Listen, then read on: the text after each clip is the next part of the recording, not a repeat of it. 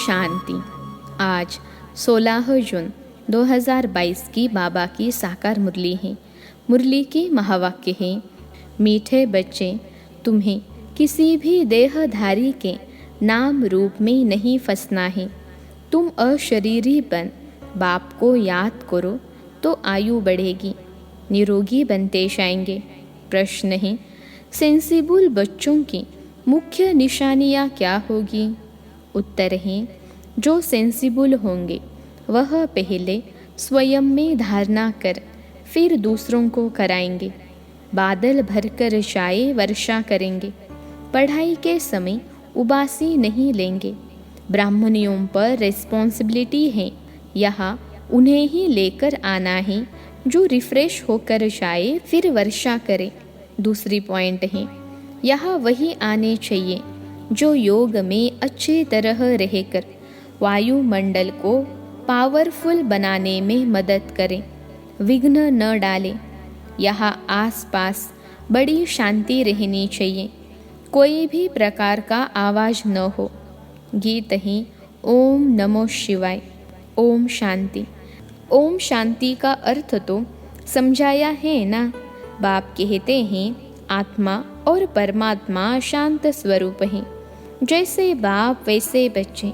तो बाप बच्चों को समझाते हैं, तुम शांत स्वरूप तो हो ही, बाहर से कोई शांति नहीं मिलती है।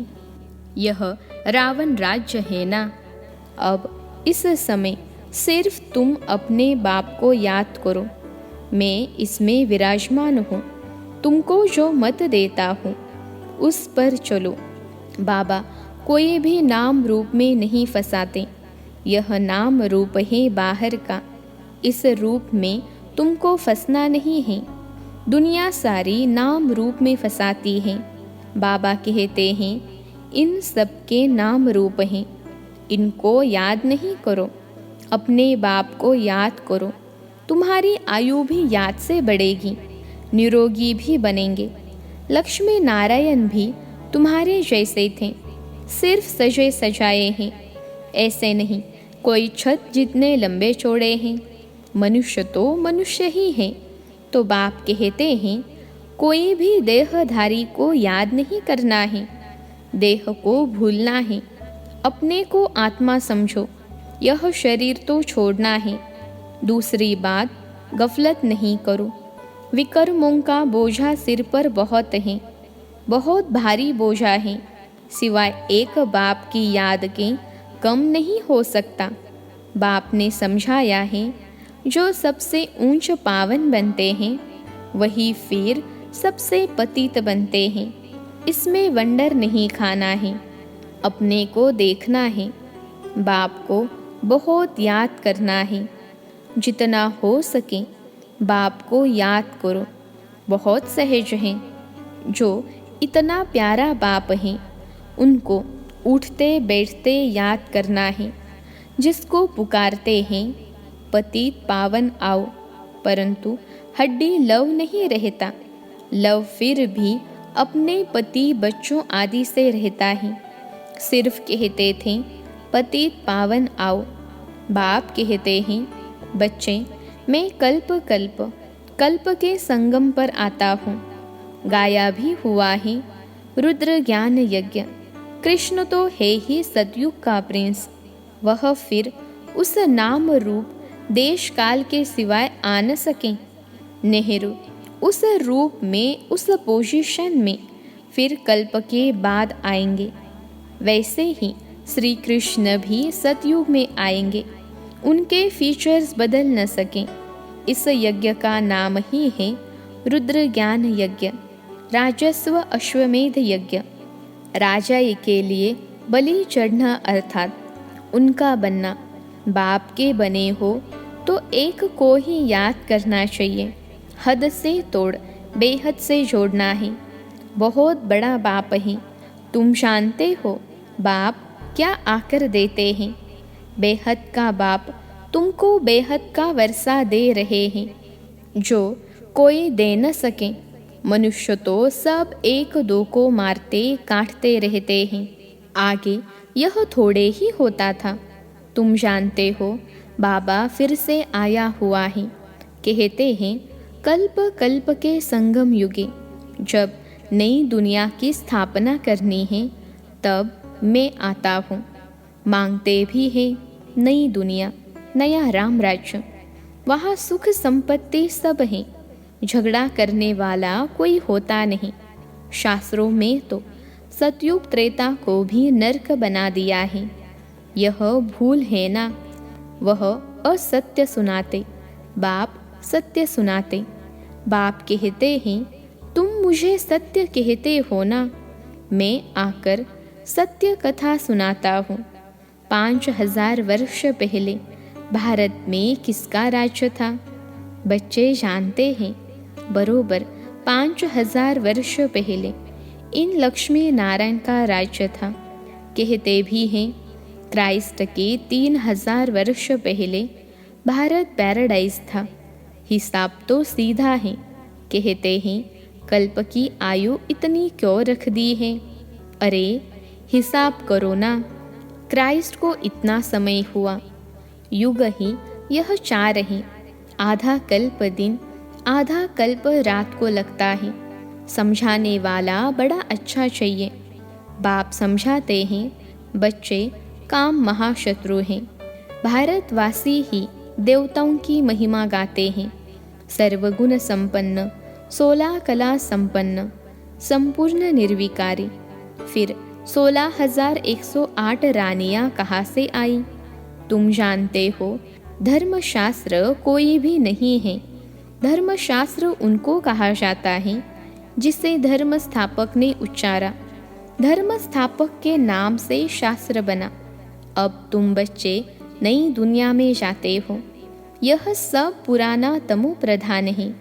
इसलिए बाप कहते हैं पुरानी चीज़ों से बुद्धि योग हटाए, मामेकम याद करो तो तुम्हारे विकर्म विनाश हो। गफलत करते हो तो बाबा समझते हैं इनकी तकदीर ही ऐसी है बहुत सहज बात। क्या यह तुम नहीं समझ सकते हो? मोह की रग सब तरफ से निकाल, एक बाप को याद करो। 21 जन्मों के लिए तुमको फिर कोई दुख नहीं होगा। न तुम इतनी कुब्जाए आदि बनेंगे। वहाँ तो समझते हैं बस आयु पूरी हुई, एक शरीर छोड़ दूसरा लेना है। जैसे सर्प का मिसाल है, जानवरों का मिसाल देते हैं। ज़रूर उनको पता पड़ता होगा इस समय के मनुष्यों से जास्ती अक्ल जानवरों को भी होती है। भ्रमरी का मिसाल भी यहाँ का है। कीड़े को कैसे ले जाते हैं? अब तुम्हारे सुख के दिन आ रहे हैं। बच्चियाँ कहती हैं हम पवित्र रहते हैं, इसलिए मार बहुत खानी पड़ती है। हाँ बच्चे, कुछ तो सहन करना ही है। अबलाओं पर अत्याचार गाए हुए हैं। अत्याचार करे तब तो पाप का घड़ा भरे। रुद्र ज्ञान यज्ञ में विघ्न तो बहुत पड़ेंगे। अबलाओं पर अत्याचार होंगे। यह शास्त्रों में भी गायन है। बच्चियाँ कहती हैं बाबा आज से 5000 वर्ष पहले आपसे मिले थे, स्वर्ग का वर्षा लिया था, महारानी बने थे। बाबा कहते हैं हाँ बच्चे, इतना पुरुषार्थ करना होगा। याद शिव बाबा को करना है, इसको नहीं। यह गुरु नहीं है, इनके कान भी सुनते हैं। वह तुम्हारा बाप, टीचर, सद्गुरु हैं। इन द्वारा सीख कर औरों को सिखलाते हैं। सभी का बाप वह एक है। हमको भी सिखलाने वाला वह है। इसलिए बेहद के बाप को याद करना है। विष्णु को व ब्रह्मा को थोड़े ही पतियों का पति कहेंगे। शिव बाबा को ही पतियों का पति कहा जाता है। तो क्यों नहीं उनको पकड़े? तुम सब पहले मूल वतन अपने पियर घर जाएंगे, फिर ससुर घर में आना है। पहले शिव बाबा के पास तो सलामी भरनी ही है, फिर आएंगे सतयुग में।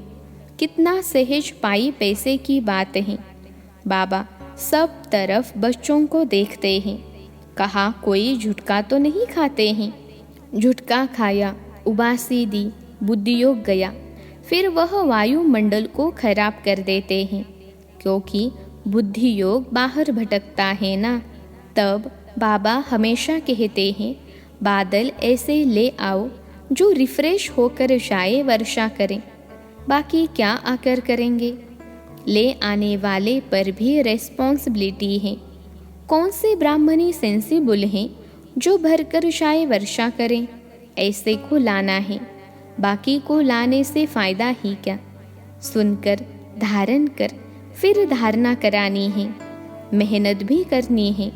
जिस भंडारी से खाते हैं काल कंटक दूर हो जाते हैं, तो यहाँ वह आने चाहिए जो योग में भी अच्छी रीति रह सके, नहीं तो वायुमंडल को खराब कर देते हैं। इस समय और ही खबरदार रहना है। फोटो आदि निकालने की भी बात नहीं।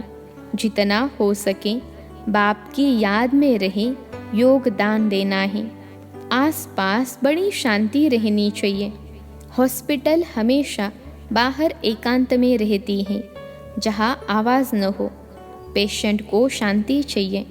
तुमको डायरेक्शन मिलता है तो उस शांति में रहना है। बाप को याद करना, यह है रियल शांति। बाकी है आर्टिफिशियल। वह कहते हैं ना 2 मिनट डेढ़ साइलेंस, परंतु वह 2 मिनट बुद्धि पता नहीं कहाँ कहाँ रहती है। एक को भी सच्ची शांति नहीं रहती। तुम डिटैच हो जाएंगे। हम आत्मा हैं, यह है अपने स्वधर्म में रहना। बाकी गुटखा खाकर शांत रहना कोई रियल शांति नहीं। कहते हैं 3 मिनट साइलेंस और शरीरी भव, ऐसे और कोई की ताकत नहीं जो कह सके। बाप के ही महावाक्य हैं, लाडले बच्चों मुझे याद करो तो तुम्हारे जन्म जन्मांतर के पाप कट जाएंगे, नहीं तो पदभ्रष्ट भी होंगे और सजाएं भी खानी पड़ेगी। शिव बाबा के डायरेक्शन में चलने से ही कल्याण है। बाप को सदैव याद करना है। जितना हो सके मोस्ट स्वीट बाप को याद करना है। स्टूडेंट को अपने टीचर की इज्जत रखने के लिए बहुत ख्याल रखना होता है। बहुत स्टूडेंट पास नहीं हो तो टीचर को इजाफा नहीं मिलता है। यहाँ कृपा व आशीर्वाद की बात नहीं रहती है। हर एक को अपने ऊपर कृपा व आशीर्वाद करनी है। स्टूडेंट अपने ऊपर कृपा करते हैं, मेहनत करते हैं, यह भी पढ़ाई है। जितना योग लगाएंगे उतना विक्रमाजित बनेंगे, ऊंच पद पाएंगे। याद से एवर निरोगी बनेंगे। मन मना भव, ऐसे कृष्ण थोड़े ही कह सकेंगे। यह निराकार बाप कहते हैं, विदेही बनो। यह है ईश्वरीय बेहद का परिवार। माँ बाप भाई बहन है बस, और कोई संबंध नहीं। और सभी संबंधों में चाचा मामा काका रहते हैं। यहाँ है ही भाई बहन का संबंध। ऐसा कभी होता नहीं सिवाय संगम के, जबकि हम माता पिता से वर्षा लेते हैं, सुख घनेरे लेते हैं ना। रावण राज्य में है दुख घनेरे, राम राज्य में है सुख घनेरे। जिसके लिए तुम पुरुषार्थ करते हो, जितना जो पुरुषार्थ करता है वह कल्प कल्प के लिए सिद्ध हो जाता है। प्राप्ति बहुत भारी है। जो करोड़पति पदमपति हैं उनका सब पैसा मिट्टी में मिल जाना है। थोड़ी लड़ाई लगने दो तो देखना फिर क्या होता है। बाकी कहानी है तुम बच्चों की। सच्ची कहानी सुनकर तुम बच्चे सचखंड के मालिक बनते हो। यह तो पक्का निश्चय है ना। निश्चय बिगर यहाँ कोई आ नहीं सकता। तुम बच्चों को कोई गफलत नहीं करनी चाहिए। बाप से पूरा वर्षा लेना है, जैसे मम्मा बाबा ले रहे हैं। अच्छा, मीठे मीठे सिखिलते बच्चों प्रति माता पिता बाप दादा का याद प्यार और गुड मॉर्निंग। रूहानी बाप की रूहानी बच्चों को नमस्ते।